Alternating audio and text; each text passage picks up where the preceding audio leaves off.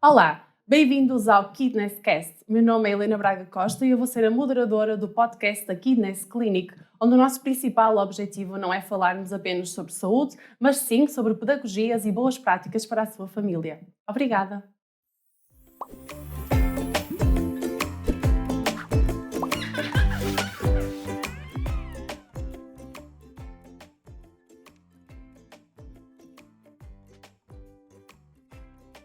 Olá a todos! O tema que hoje trazemos é a educação e tecnologias. A educação e a tecnologia andam de mãos dadas através do saber e da informação que diariamente nós consumimos. A grande questão é, mas será que essa informação é educativa? Será que todos diariamente consumimos excesso de informação? Será que as crianças correm um risco excessivo quando estão demasiado tempo perante as telas? A minha convidada de hoje chama-se Nádia Veiga, é psicóloga, é a nossa psicóloga na Kidness e hoje vimos falar um bocadinho sobre estes temas. A Nádia é licenciada em Psicologia Clínica e de Saúde, tem uma especialização avançada em Psicopatologia da Criança e do Adolescente, certo, Nádia? Isso. E trabalha na área de intervenção psicológica com crianças, adolescentes e necessariamente com as suas famílias. Sim. Bem-vinda, Nádia, Obrigada. ao nosso podcast. Obrigada por me receber, Helena. E vamos conversar sobre todos estes temas da educação. Mas eu gostava de te perguntar porquê a psicologia e como é que a psicologia surgiu na tua vida, nomeadamente nesta área mais específica da infância e da adolescência. Bem, a psicologia foi assim uma paixão que foi crescendo, não é? Na realidade, quando eu pensava em ser psicóloga de adultos, confesso.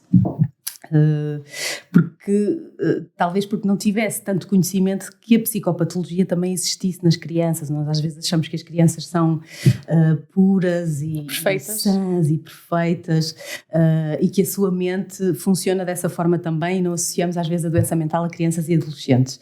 E então a minha paixão era poder ajudar os outros, nesta ingenuidade de adolescente de ter que escolher um curso, era poder ajudar os outros e ajudar um bocadinho para que a sua saúde mental estivesse mais equilibrada.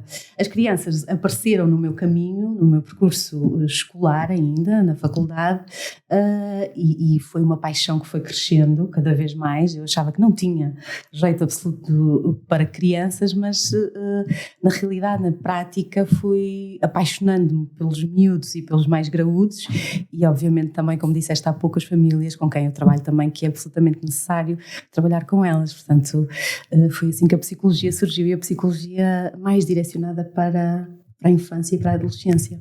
Muito bem. No tema de hoje, nós escolhemos este tema porque no final do mês de janeiro celebramos o Dia Mundial da Educação, que é declarado pela ONU, foi declarado a partir de 2019. E na educação cabem muitos conceitos e muitas formas. A educação é universal, mas é muito cultural também. E nós em Portugal vivemos um estilo de educação necessariamente diferente de qualquer outro país. É na educação e com a educação que chegamos até aos dias de hoje, com o conhecimento que temos atualmente no desenvolvimento também das populações e com aquilo tudo que fomos aprendendo. O que eu te queria perguntar, Nádia, era qual é a tua visão sobre a educação, sobre a realidade com que tu vives, com os jovens ou as crianças com quem tu acompanhas, e que perspectiva tens tu desta educação que hoje em dia estamos a viver, sim. Bem, a educação é obviamente fundamental, eu não poderia dizer de outra forma. Educar uma criança, um adolescente, ou instruí-lo academicamente é uma coisa, não é? E é obviamente fundamental, e eu julgo que também a premissa da ONU era muito nesse sentido, não é? De podermos equitativamente e igualitariamente proporcionar momentos de aprendizagem. Até porque em muitos sítios do mundo o acesso à educação é muito comprometido ou quase inexistente, não é? Verdade. E é obviamente fundamental, e todos nós devemos fazer esse esforço para que todas as crianças possam ter acesso e estar instruídas de alguma forma, e só assim é que poderemos ter adultos instruídos, formados e haver um ótimo desenvolvimento a todos os níveis, não é? Eu trabalho com crianças e com jovens e com os pais, e muitas das queixas dos pais é efetivamente, ou a grande preocupação dos pais é a educação, é a escola, não é? É a escola, são os resultados que os jovens têm na escola, é a forma como estão a comportar-se com os professores, ou com a queixa em última instância com os pares é sempre a última, não é? Mas é obviamente no contexto escolar que as crianças se formam e se instruem também como seres, como pessoas, e é absolutamente fundamental nós criarmos um bom ambiente equilibrado com a participação das famílias, dos agentes educativos, auxiliares, professores, as atividades extracurriculares, mas que é um desafio. Não é? Ainda estes dias li um artigo que dizia que nós vivemos muito a fisicalidade da escola, ou seja, nós vivemos muito dentro do espaço físico do que é uma escola, e que nós devíamos quebrar essas paredes, quebrar essas barreiras e trazer as crianças exatamente cá para fora, porque falta-nos muito o contacto com o exterior, com o meio ambiente, com a natureza. Cada vez mais há pedagogias de Forest School ou alternativas ao Waldorf, não é? Que nos trazem muita riqueza naquilo que são as experiências de educação. Sim.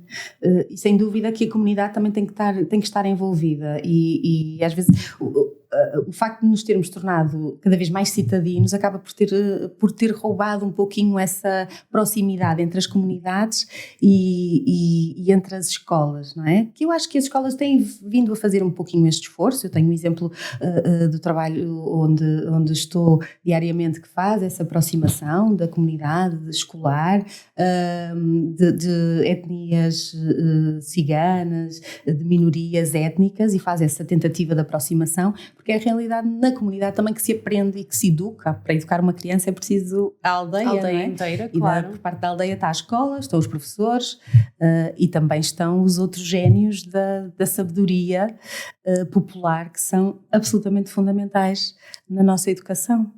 Exatamente. E nesta cultura de educação nós acabamos muitas vezes por...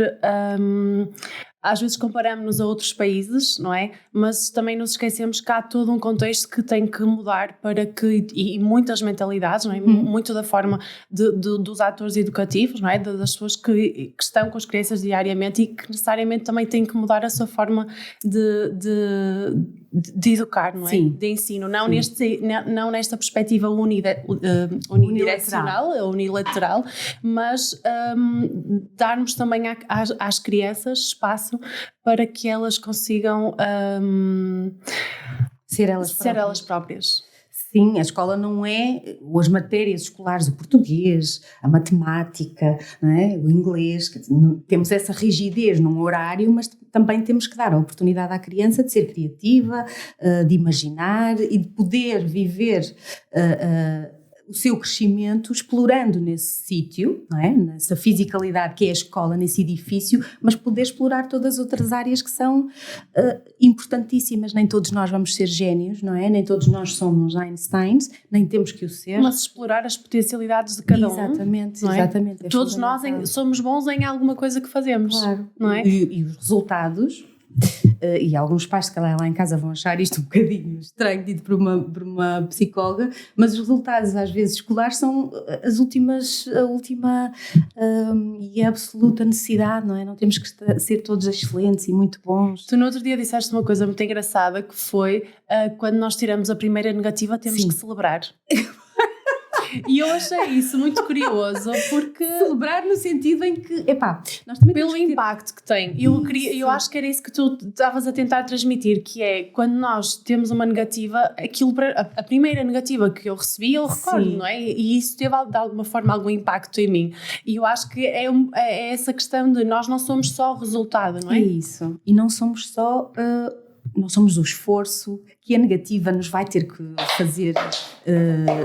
fazer, não é? E passa a redundância, mas nós, quando temos um resultado que é menos bom, quando não estamos satisfeitos com esse resultado, e inevitavelmente isso se reflete numa negativa, como nós a conhecemos, um 2 ou um resultado menos positivo, isso. Ou às vezes até necessariamente pode não ser uma negativa, mas uma nota que para nós é insuficiente, não é? Que não demonstra o esforço que nós tivemos para aquele teste, digamos assim. Isso, e dá-nos aqui uma panóplia de sentimentos, de emoções, de situações com as quais nós temos que gerir e de resolução de problemas, que uma positiva, à partida, não exige tanto. É claro que a positiva também exigiu esforço, resolução de problemas, organização do tempo de estudo, não é? Gestão do meu tempo, como é óbvio. Mas a negativa também nos dá aqui a possibilidade de nos colocarmos numa posição um pouquinho mais inferior, um bocadinho mais frágil, ter que lidar com isso, temos que ter a nossa carapaça emocional e a nossa estrutura familiar também pronta para lidar com isto e dizer, esta nota não me define, não é? Eu não sou aquele reflexo, não sou aquele insuficiente escrito a vermelho pelo professor ou pela professora, mas sou muito mais do que isso e também posso, a partir desta negativa, ter um avanço absolutamente genial, lidar com outros colegas que me podem ajudar, ter esse recurso dos pares, pedir ajuda aos professores, que hoje em dia às vezes os miúdos não sabem também como pedir ajuda, não sabem estudar, e isso é importante, não é? Ficar mais tempo na biblioteca, saber fazer uma pesquisa, nos livros, nas enciclopédias velhas que lá estão da biblioteca da escola, que ninguém vai, que toda a gente usa os ecrãs, mas isso também é importante, saber usar outros recursos. Claro, como é que eu vou chegar à positiva, de o que é que eu vou ter que fazer para alcançar o sucesso que me satisfaça a mim e que diga, ok, este é o meu satisfaz, não é? Isto satisfaz-me, e é isso. Que mensagem podemos passar aos pais nesse sentido, não é? De quando eles próprios às vezes têm que lidar com essa negatividade, não é? Não era isto que eu estava à espera, e muitas vezes projetamos nos nossos filhos até as nossas próprias ideias, não é? Daquilo que é uma construção de um caminho que é feito, que nós já o fizemos enquanto pessoas, mas que estamos a ajudar alguém a fazer esse caminho. Sim, os pais ficam sempre muito, muito ansiosos, muito preocupados e é natural que nós queiramos o sucesso absoluto dos nossos filhos. Hoje em dia, e também o tema que nos traz aqui hoje também é as tecnologias. Já para lá vamos. E com as tecnologias traz-nos a evolução dos recursos que nós temos à nossa disposição e hoje em dia, efetivamente, as famílias têm muitos recursos, têm um maior capital financeiro para recorrer a ajudas, a explicações, não é? A tutores, a centros de estudo.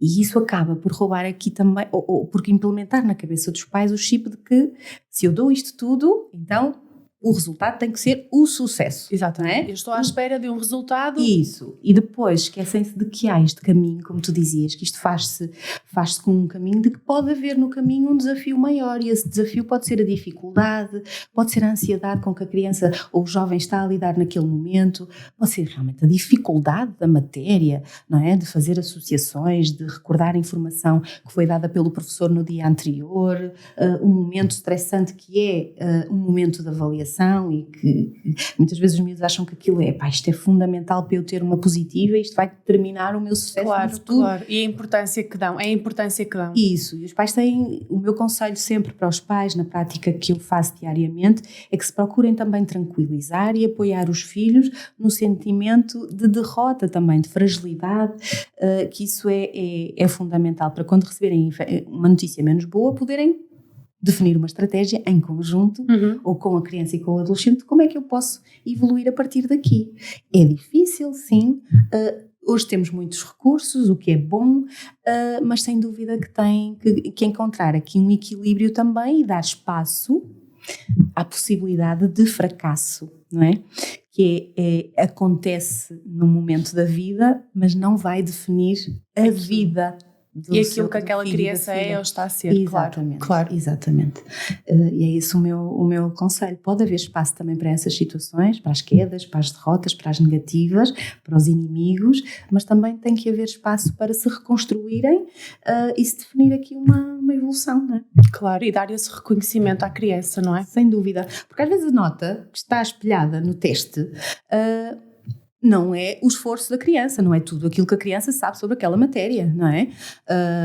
podemos ter aqui problemas de interpretação, o problema do stress, o problema do tempo que já estava, o problema de distrair-me ou confundir a informação com outra matéria, e tem que se perceber, também perguntar à criança também se está satisfeita ou se esperava outro resultado, o que é que tu esperavas? Exatamente, devolver-lhes também um bocadinho não é devolver-lhes, mas é dar-lhes a palavra, não é? Percebermos o que é que do outro lado, quais é que eram as reais expectativas deles e não nossas. Sim, porque os pais dizem logo, ele podia fazer melhor, não é? Mas como é que o pai sabe? Perguntou, perdeu tempo também para perguntar, olha, tu achas que podias ter feito melhor?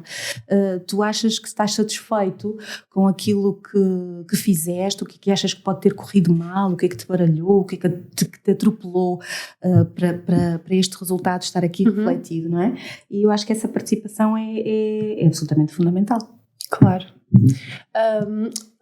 O outro tema também era a educação e as tecnologias. Sim. E eu ainda sou do tempo em que nós não podíamos usar os computadores da escola porque os computadores eram novos e nós podíamos estragar e o uso era quase restrito aos professores. Tenho assim alguns episódios aqueles computadores enormes, não é? Aquelas caixas. Sim, hoje em dia temos coisas... E era sempre supervisionado, não é? Não podíamos estar sozinhos.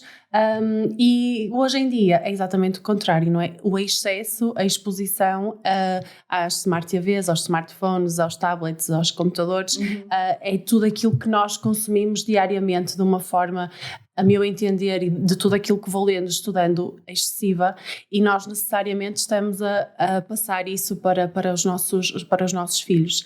E hoje em dia eles acabam por consumir essa informação, parece que até já sabem aprender, já nasceram a saber mexer, era isso que ia mover o dedo, ia mover o dedo, e eu acho que isto está a levantar muitas questões, cada vez mais as pessoas se questionam sobre o impacto positivo ou negativo, porque eu acho que efetivamente há um desenvolvimento bom associado a esta informação, ao uso, não é? Que também nos vai chegando, e nós hoje em dia, no outro dia disseram um termo que eu achei muito engraçado, que é a obesidade mental. Ou seja, nós acabamos por consumir muita informação e depois não temos tempo de a gastar, não é? De usar e experimentar aquilo que aprendemos. E eu acho que o mesmo também acontece com as crianças, não é? Acabam se calhar por ter mais informação, não sei se com boa qualidade ou não é? Mas acabam por ter mais informação. É essa, mas é isso, mas... Que riscos estão associados? O que é que nós falamos, não é? Que impacto é este que nós falamos quando tocamos neste assunto da exposição das telas? Dos ecrãs. Sim. É um assunto delicado, não é? E os pais lá em casa devem estar a ter a respiração e ver o que é que vamos ouvir aqui. O que é que vem daí? O que é que vem daí? As tecnologias é algo que está nas nossas casas e entra pelas... Quer dizer, a rede Wi-Fi está por toda a casa, não é? Nós vemos os miúdos a poderem usar diversos ecrãs, sejam eles telemóveis, tablets, não é? Televisão, smarts, que hoje é tudo smart, não é? Hoje é tudo de excelência que nos leva à sabedoria, eventualmente. Com acesso ilimitado à internet. Com acesso ilimitado, não é? E, efetivamente, a evolução dos tempos, é a evolução também da educação, de um grande prisma, da educação que é absolutamente necessário e que nos faz ligar e que nos faz chegar informação útil e boa, obviamente, através dos ecrãs. Mas, como tu dizias há pouco, temos que perceber se o consumo é ou não de qualidade. Não é? Não sei se já estou a fugir à tua pergunta. Não, estás bem. Se o consumo é ou não de qualidade, isso é que é a grande importância. E se o tempo que também é despendido ao consumir essa informação... também, que tempo é que temos? Tem que ser um tempo equilibrado. Claro. Obviamente que há um impacto positivo no uso das tecnologias e vou passar já a dizer aos pais porque vão pensar, estou no sentimento de culpabilidade por estar a dar. Só que não, o telemóvel. Os telemóveis ou os tablets aos meus filhos. É óbvio que as crianças podem comunicar, podem aprender em termos de linguagem. Está descrito que as crianças muitas vezes fazem uma boa aquisição de linguagem através de aplicações de nomeação de objetos e tudo mais. Podem se conectar com outros familiares, portanto traz aqui muitas coisas positivas, obviamente, e estão informadas daquilo que também se passa no mundo e daquilo que chega aos miúdos através dos ecrãs. Mas temos também o reverso da medalha, como temos em todos os campos da nossa vida. E um consumo excessivo perante um ecrã que nos está a dar uma informação e que nós estamos a ter uma passividade, só estamos a receber informação em tempo que pode não ser controlado, é nocivo, obviamente. Falaste de obesidade. Claro. Obesidade mental, foi assim? Sim. Obesidade mental, mas efetivamente também teremos os casos de obesidade em que os miúdos estão a ver ecrãs e estão a consumir os tais snacks, não é? As batatinhas fritas, os chocolatinhos, os M&M's, e obviamente que isso, em termos de saúde física, cria situações de obesidade. Isso leva-me estava a pensar na minha área, não é? Naquilo em que eu intervenho, que tem mais a ver com os bebés e com a primeira infância, e em que nós habitualmente vemos pais, ou seja, pais não, mas vemos crianças que enquanto estão a ser alimentadas estão a ver televisão. Estão a ver o Panda, estão a ver as Patrulhas Patas e essas coisas que os pais às vezes usam com recurso em situações sociais, muitas vezes até começa por aí, saem com amigos e dão um ecrã e dão um tablet à criança, e aí até se percebe que os pais também têm todo o direito de participar na conversação com e terem momentos em que estão descontraídos, sim, mas depois de repente escapa-lhes do controlo e começam a usar, e as crianças fazem muito por associação, não é? E tentam muito conseguir o que querem porque aquilo que associam a episódios passados, e fazem por associação aquela birrinha. E o pai volta a dar o ecrã e volta a dar o Panda, e a criança vai ter uma atitude de querer sempre a tela. Eu acho que ela não participa, desculpa, só para dizer isto, não participa naquilo que é um momento fundamental, que é o momento da partilha da refeição da família, e acabam por ter também o ecrã a consumir o tempo de qualidade que eventualmente essa família teria, porque é nesses momentos que se partilham informações de como é que correu o teu dia, de contar histórias, de saborear a própria comida, não é? De experimentar coisas novas, e hoje em dia vivemos todos com uma pressa tremenda, e esses pequenos momentinhos em família são únicos e acabam por se perder à conta de um telemóvel que está ali na frente dos nossos filhos. Não? Sim. Isso obviamente que traz prejuízo para as famílias, porque em termos de atenção à criança... De qualidade, não é? Exato. Perde-se a qualidade da relação, a criança está a consumir algo,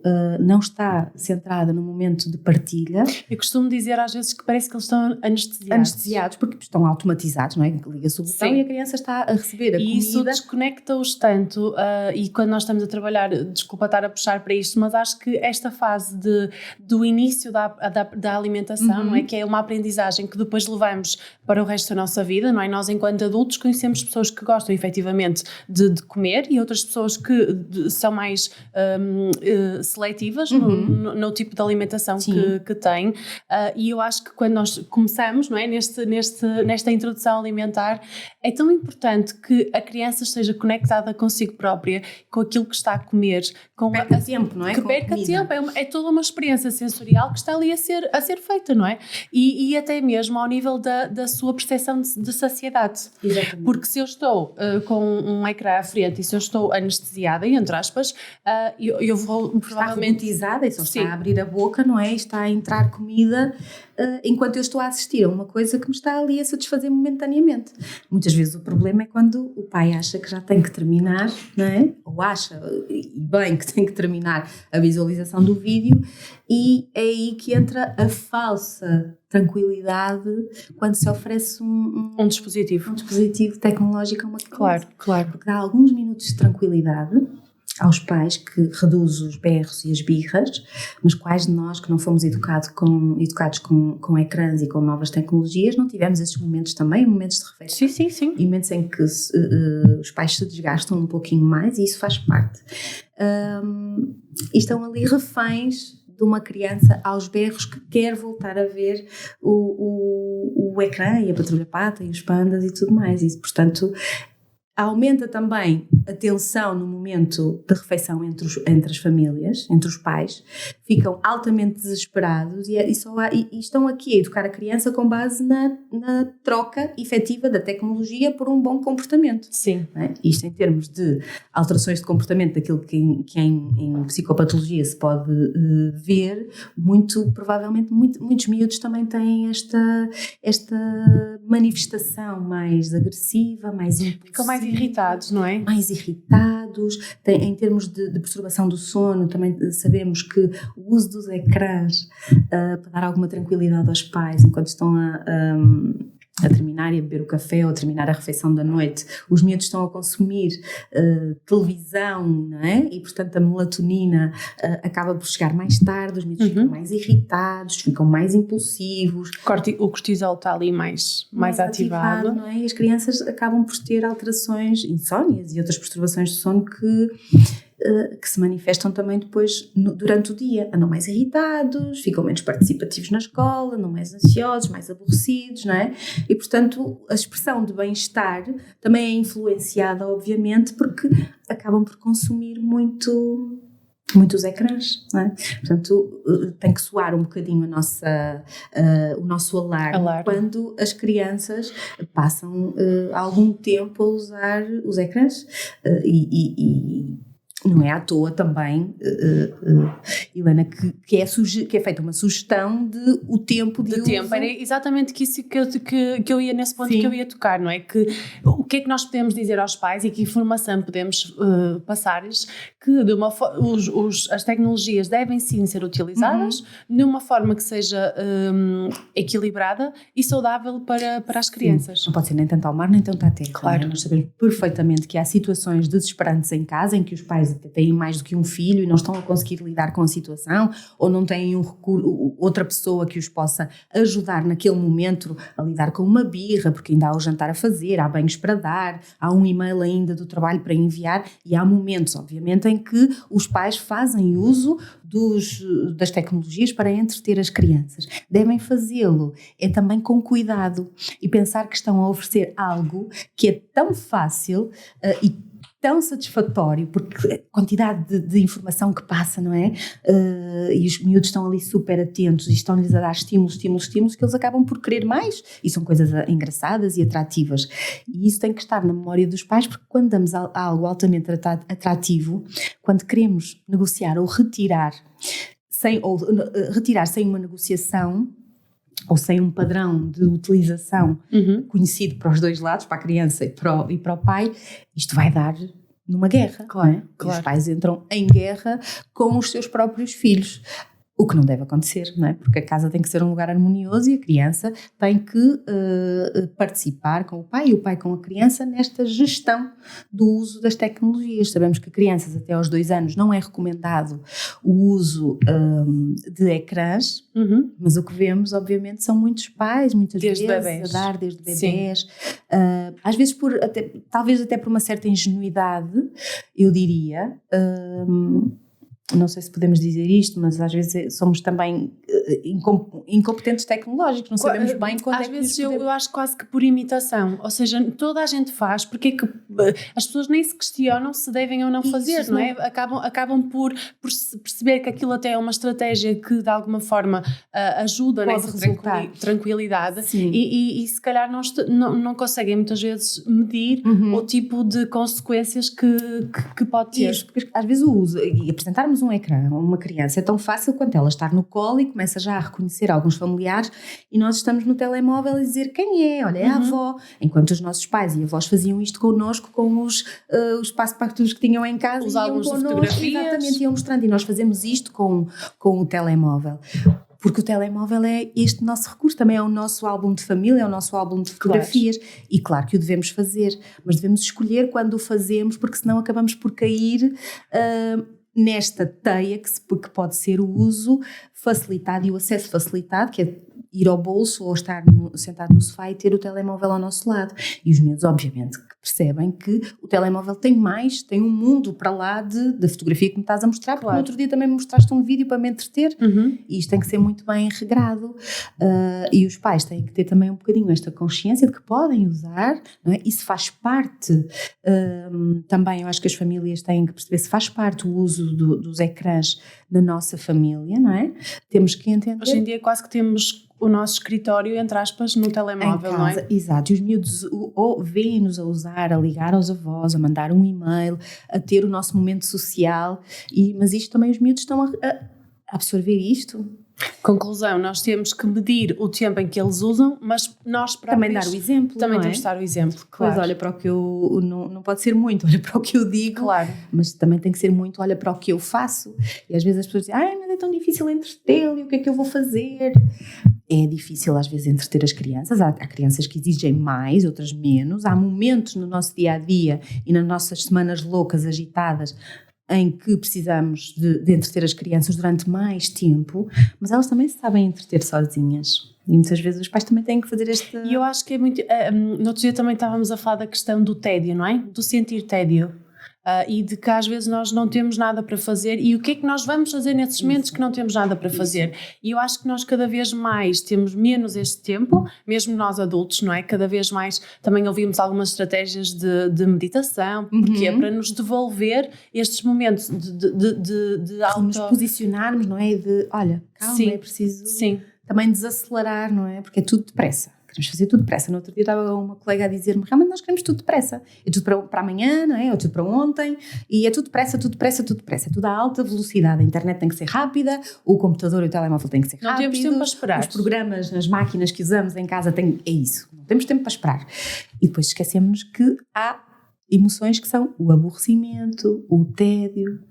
E que é importante senti-las e vivê-las, não é? Também são importantes, não é? Senão como é que nós também desativamos, como é que nós nos desativamos um bocadinho e relaxamos, senão muitas vezes chegar ao aborrecimento e ao tédio. E muitas vezes no aborrecimento e no tédio é que surge a criatividade, a imaginação e os faz de contas, e podemos fazer outras tantas mil e uma coisas que de repente é uma brincadeira, não é? Ou é uma lenga-lenga que eu estou para aqui sentada e a não fazer nada e olhar para o teto, e de repente estou aqui, surgem as ideias principais, ideias boas. Ideias boas, ou uma música, ou qualquer coisa que possa surgir, e de repente a criança está entretida, e esses momentos também são importantes os pais perceberem, não é? E darem a oportunidade. Nós também, os pais, agora são cada vez, as crianças nascem cada vez mais com os pais com mais idade, não é? Sabemos que as primeiras gravidezes são cada vez mais tarde. Cada vez mais tarde, é isso, obrigada. E será que os pais têm menos paciência? Será que estão mais velhos e estão com menos paciência? Talvez, não é? Mas também temos que dar a oportunidade. Estamos a crescer numa geração em que temos muita coisa, temos tudo, mas também temos que ter tempo para não ter nada. Para isso. Não fazer nada, não é? Não ter nada. Eu acho que sim, eu acho que isso se repercute também em nós enquanto adultos, e nós passamos muito disso também para eles. Aliás, nós passamos tudo para eles, mas muito dessas nossas vivências acabamos por lhes demonstrar, não é? Porque se calhar eu já não estou sentada no sofá com a televisão desligada e sem fazer nada, e também não posso esperar que, se o meu filho não está exposto ou não vê estes momentos, não é? Não posso esperar que ele ache que isso é normal, como é lógico. Exatamente. E muitas vezes, e lá em casa se calhar devemos fazer este exercício, quantos de nós, quando paramos e nos sentamos no sofá, o que é que fazemos? Está o meu telefone. Claro. E andamos com o telefone pela casa, não é? É isso. Não é? E às vezes não paramos efetivamente sem fazer nada. Há bocado estavas a falar de quando nós damos o dispositivo e depois como é que nós conseguimos retirar. A minha pergunta era no sentido de que estratégias é que nós podemos dar aos pais e de que forma é que também podemos ajudá-los nesta diminuição do tempo. Que podem estar... Antes da diminuição do tempo, eu acho que os pais obviamente têm que fazer esta ponderação em casal, ou a família de cuidadores tem que pensar muito bem se realmente o uso do dispositivo faz parte, é adequado ou não é adequado. Porque temos também que conhecer as crianças. Se temos uma criança às vezes com um perfil muito desafiador, uma criança que normalmente já não consegue muito bem participar nas regras e tem uma postura muito desafiadora e confrontativa perante aquilo que nós lhe apresentamos, temos que pensar duas vezes, eu vou estar a dar um dispositivo que depois vai-me trazer uma regra quando eu quiser estabelecer um limite, não é? Temos que perceber isto, então, e aí pensar se essa criança tem a capacidade ou não para usar um tablet, nem que seja por meia hora ou por 20 minutos, e depois ser capaz de devolver aos pais, não é? Dependendo da idade, isso, não é? Termos muito em conta a idade da criança, claro. Serem consistentes os pais, porque muitas vezes os miúdos pedem o telemóvel ao pai e o pai não dá, mas depois, passado um tempo, pedem à mãe ou pedem à mãe para fazer alguma coisa e a mãe deixa, não é? E serem consistentes os dois e estarem bem unidos terem uma boa posição de o que é que vamos fazer, qual é que é a nossa regra cá em casa, como é que é a nossa postura perante os ecrãs. Eu vi que os miúdos já estão muito envolvidos, mas às vezes perguntar, quando miúdos têm capacidade, principalmente na segunda infância, olha, eu acho que devíamos ter aqui regras, temos regras para tudo cá em casa, vamos para a cama, escovamos os dentes, antes de jantar vamos lavar as mãos, não é? Não gritamos, portanto temos regras um pouquinho para a nossa convivência familiar. Social. Isso. Tudo. Então também poderemos ter uma regra para o uso do telefone, que tanto vale para o pequenote como vale para o graúdo, não é? E os pais têm que também dar o exemplo, como dizias há bocado, têm que dar o exemplo de quando é que eu vou usar o telemóvel. Claro. E colocá-los uma participação de, olha, eu vou usar o telemóvel e vou ver durante 10 minutos ou 20 minutos e vou... Combinar, não é? Isso. Eu gosto muito, lá em casa com os meus filhos, gosto muito de combinar algumas coisas com eles, não é? Ou então está na hora de tomar banho, mas eles querem terminar de ver o episódio que está na televisão. Sim. E às vezes, ok, então... Quando acabar esse episódio, nós seguimos e vamos. Eu acho que este espaço que nós lhes damos ou seja, participa na tua vida, não é? Exatamente, não é? Há isto que nós temos que fazer, mas pronto, ok, então tu terminas isso, eu vou fazer mais não sei o quê, ou então sento-me um bocadinho, é raro sentar, mas nessa questão de sento-me um pouco e a seguir vamos então tomar banho, por exemplo, ou outra tarefa. E deixar os miúdos participarem, porque eles quando se envolvem, e quando são eles até a dizer, mamãe, eu acho que à terça-feira ou à sexta-feira devia ser o dia livre e não temos telemóvel, porque dá uma coisa gira na televisão e podíamos todos assistir. Por acaso, no final deste episódio, desculpa interromper-te, vamos ter um momento de reflexão e temos assim uma proposta para fazer aos pais, mas depois no final eu vou explicar, mas nesse sentido de dar aqui alguma ajuda lá para casa, sim. Não é? Os pais nós estamos também robotizados, os pais, é jantar, são os banhos, é preparar o dia seguinte, é preparar a refeição para o dia seguinte, não é? Também estamos robotizados. E às vezes também desacelerar um bocadinho e também percebermos que esta robotização também tem que ser um bocadinho diminuída para envolver mais os miúdos e não sermos tão os inspectores e os instrutores que dão ordens e regras, mas fazê-los também participar à medida, obviamente, da fase de desenvolvimento em que eles estão, e eles muitas vezes cumprem muito bem. E são eles às vezes que nos lembram, olha, não era a regra que não podíamos trazer o telemóvel para a sala, olha, a regra não é que o telemóvel não entra no quarto depois das 8 da noite, essa questão do envolver eu acho que é fundamental. Quando nós, e o que dizíamos há pouco, quando nós também lhes damos essa importância, não é? Quando nós lhes passamos a bola, quando nós nos envolvemos, eu acho que acaba por ser muito mais harmonioso o espaço e o tempo que temos. Os também gostam de ter controle em alguma coisa, sim. Não é? E quando têm controle em coisas que eles conseguem fazer e que têm sucesso e que depois os pais vão dar um reforço positivo, porque é fundamental os pais também darem o reforço positivo. Olha filho, que bom, estás a ler um livro, que máximo, estás a usar os teus brinquedos que já não usavas há tanto tempo, ao invés de estar no telemóvel, não é?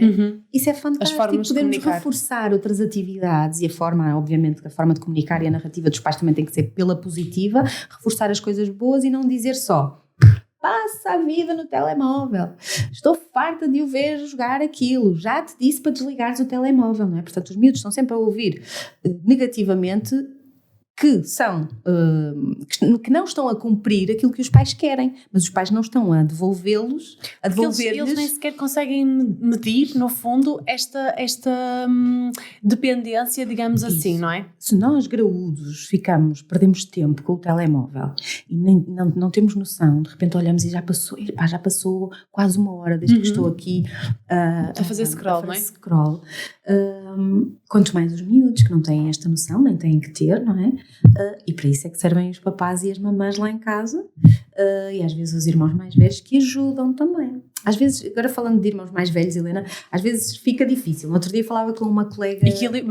Manter o equilíbrio, isso, não é? Do que um pode fazer, enquanto que o outro mais novo, não é? Por exemplo. Sem dúvida, mas lá está. Novamente devolver e dizer, olha, ele pode, talvez possa, o que é que tu achas? Porque já tem idade, porque ele faz esta série de atividades. Ou até que está a fazer pesquisas, não é? Também. Muitas vezes também está a estudar. Claro. Portanto, tem que se negociar e tem que se falar em família. E os momentos em família também são criados ou têm que ser combinados, lá está. E as refeições são ótimas para isso. Portanto, às vezes retirar o telemóvel ou o tablet é importante para que no momento da refeição possa haver essa conversa. Outro dia eu dizia-te também, parece que às vezes os bebés, não é? Os pais fazem a lista do recém-nascido, o que é preciso comprar, o berço, isto e aquilo, e as pessoas dizem, qualquer dia vais ter que comprar um tablet, que vai estar a jeito, não é? Já tive claro. Vai estar a jeito, parece que já vem com o kit da maternidade, do bebê.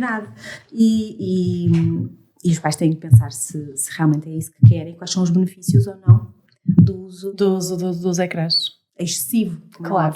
Faz parte da nossa vida, volto a dizer, faz parte e não vamos ignorar isso. Mas em excesso, obviamente que nada em excesso será conta pouco, peso e medida. Exatamente. Obrigada, Nádia, por este episódio. Obrigada, foi um gosto. Obrigada. Após este episódio vamos ter o nosso momento habitual de reflexão, em que eu vos vou dar assim uma pequenina tarefa um desafio, digamos assim, para que possam fazer aí em casa. Podem também participar no nosso passatempo, em que vamos oferecer uma consulta gratuita com a Nádia. Para isso devem partilhar, portanto seguir as nossas páginas, partilhar a nossa publicação e comentarem este momento de reflexão junto daqueles que vos rodeiam. Portanto, o nosso episódio termina por aqui. Queríamos dizer-vos que na Kidness a comunicação e o sorriso são sempre a nossa porta de entrada. Muito obrigada. Obrigada por terem assistido a esta apresentação do nosso podcast. Podem seguir-nos através das nossas redes sociais, podem partilhar e comentar as nossas publicações. Elas estarão disponíveis em todas as plataformas digitais e se tiverem desse lado sugestões sobre temas que gostariam de ver aqui abordados, podem também enviar-nos uma mensagem. Obrigada!